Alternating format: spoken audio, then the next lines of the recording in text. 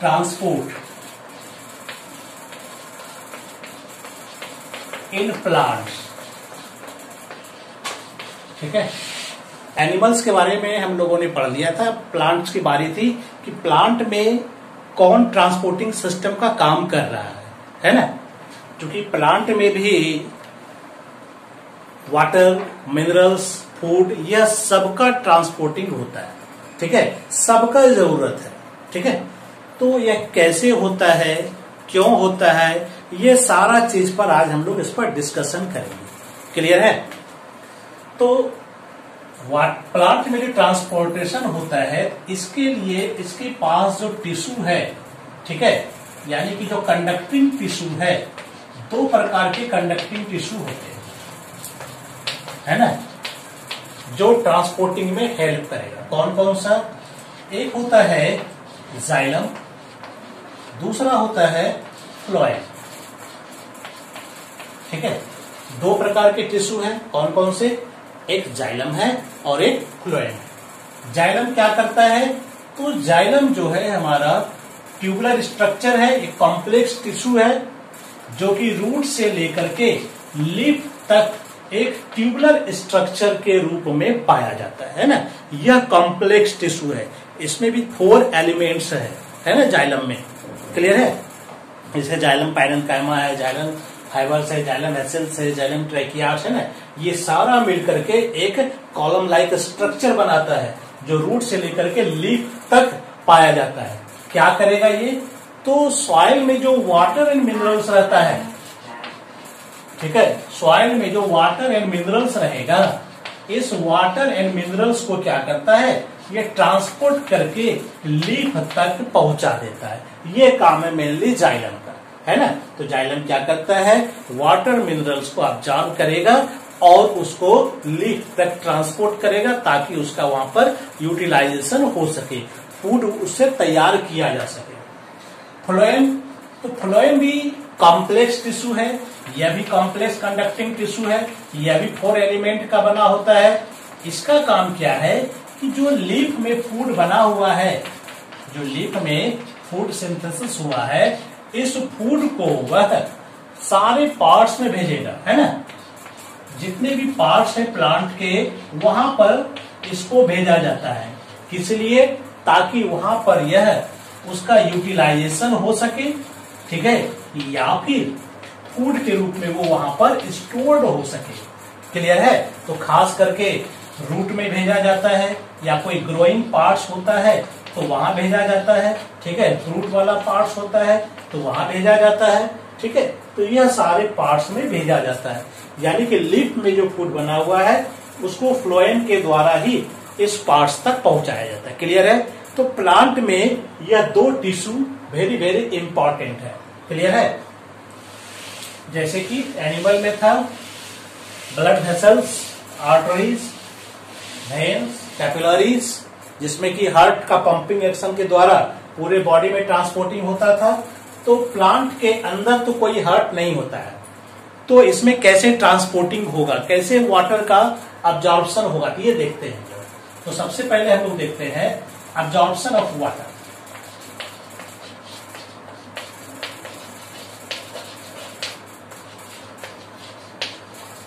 ठीक है, हम देखते हैं कि वाटर का अब्जॉर्प्शन कैसे होता है। तो होता क्या है, ये अगर प्लांट्स है, ये इसका रूट होता है, ठीक है। तो रूट में क्या होता है? रूट हेयर्स पाया जाता है ना। हम लोग जानते हैं कि रूट हेयर के द्वारा ही वाटर का अब्जॉर्प्शन होता है ना। यह रूट हेयर जो होता है सॉइल पार्टिकल्स के बीच में घुसा हुआ रहता है, और यहाँ पर जो वाटर लेयर पाया जाता है सॉइल के पास, इस वाटर को यह रूट हेयर क्या करता है? अब्जॉर्ब करता है ना। जब रूट हेयर में ये वाटर आ जाता है तो यह रूट हेयर के सेल से यह जाइलम तक पहुंचेगा। कैसे पहुंचता है तो ये हम लोग देखते हैं, है ना।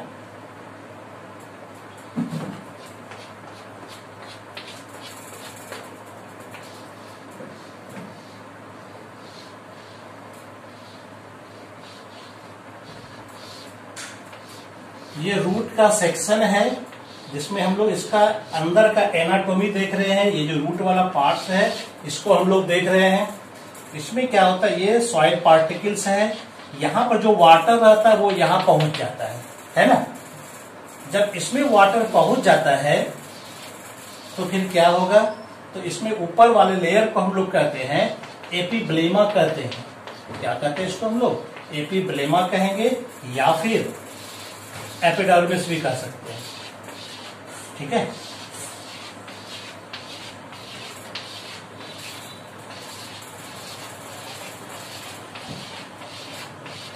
ये वाला पार्ट कहलाता है कॉर्टेक्स, है ना।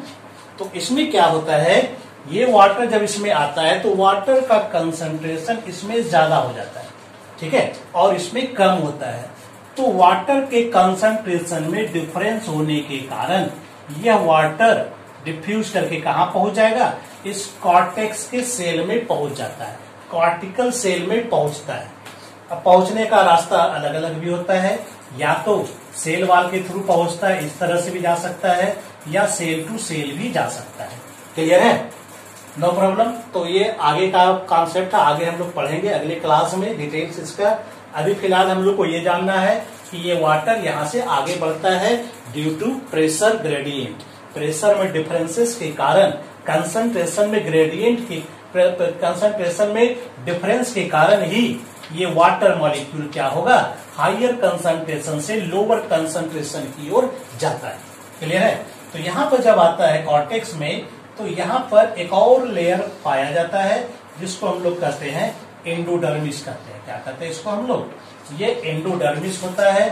ठीक है, जिस तरह से एपिडर्मिस है, अंदर में भी यहाँ पर क्या होता है, बिना स्पेस वाला एक लेयर और पाया जाता है जिसको हम लोग क्या कहते हैं, एंडोडर्मिस कहते हैं।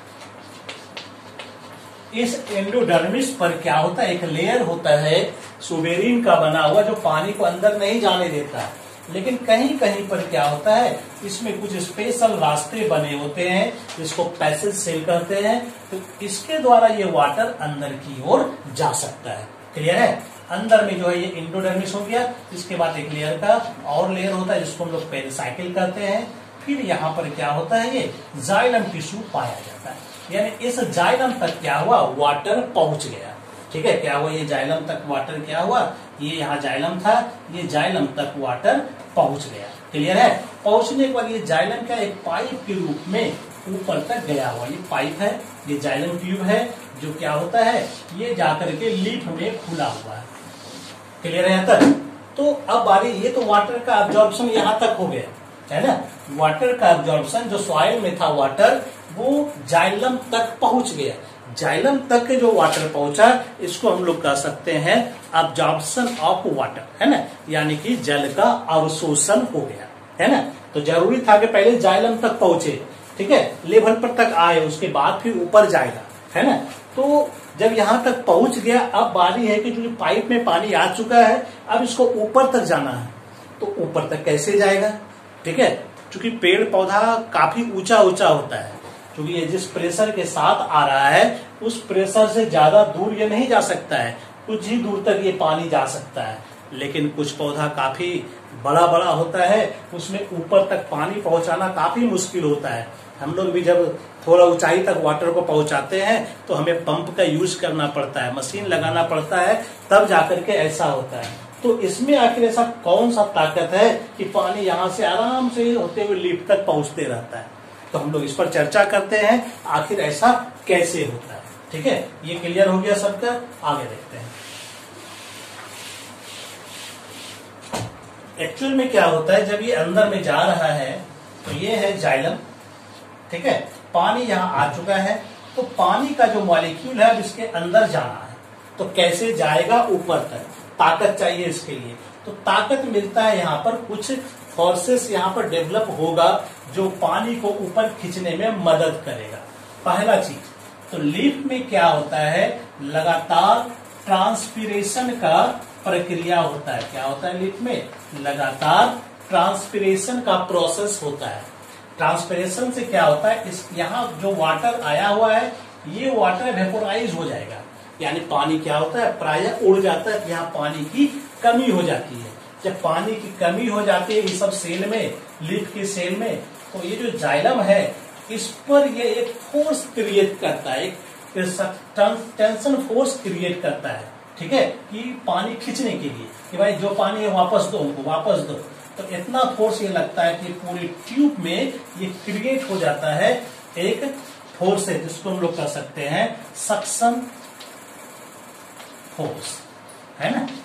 तो एक तरह से ट्रांसपिरेशन के कारण एक टेंशन फोर्स उत्पन्न हुआ। इस टेंशन के कारण क्या हुआ, एक पूरे कॉलम में, वाटर कॉलम में एक सक्शन फोर्स काम कर रहा है, यानी वाटर को खींचने वाला फोर्स। लेकिन सिर्फ इतना से ही वाटर ऊपर नहीं जा सकता है, एक और फोर्सेस है। ये जो वाटर का मॉलिक्यूल है ना, ये जाइलम के दीवार से जो है चिपक करके चलता है। तो जाइलम और वाटर इस दोनों के बीच में, यानी जाइलम है और ये वाटर मॉलिक्यूल, इसके बीच में भी एक फोर्स लगता है, जिसको हम लोग कहते हैं एडहेसिव फोर्स, है ना। एक यह फोर्स है, यानी इसके सहारे जाइलम के दीवार के सहारे पानी ऊपर की ओर चढ़ सकता है, ठीक है। ये जो सक्शन फोर्स है ये पानी को खींचने की कोशिश करेगा, तो दीवार के सहारे ये ऊपर की ओर जाता है, ठीक है। लेकिन जब ये जाएगा तो इसके पीछे दूसरा वाटर मॉलिक्यूल है, तो यहाँ वाटर और वाटर मॉलिक्यूल के बीच में भी एक प्रेशर काम कर रहा है, फोर्स यहाँ पर भी लग रहा है, जिसको हम लोग कहते हैं कोहेसिव फोर्स, है ना। तो एडहेसिव फोर्स और कोहेसिव फोर्स और प्लस ये सक्शन फोर्स, ये तीनों जब मिल जाता है तो तीनों से इतना ज्यादा इसमें प्रेशर क्रिएट होता है कि वाटर को क्या करता है, आसानी से लीफ तक पहुंचा देता है।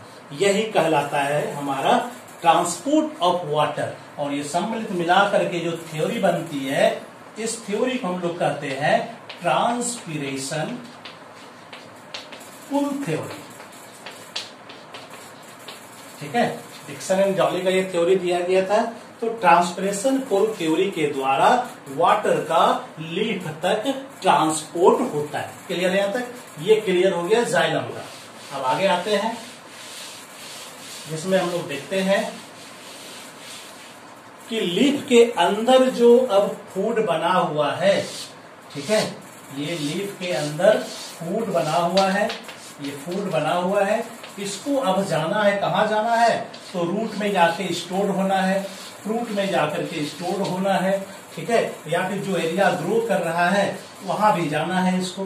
तो यह फूड कैसे जाएगा, तो जाने के लिए यहाँ पर जो इसमें रास्ता बना हुआ है वो रास्ता है फ्लोएम का, है ना। हमने बताया अभी फ्लोएम के द्वारा क्या होता है, फूड का ट्रांसपोर्टिंग होता है। कहां से कहां तक, तो लीफ से लेकर के लगभग सारे पार्ट्स तक जाता है। क्लियर है यहां तक?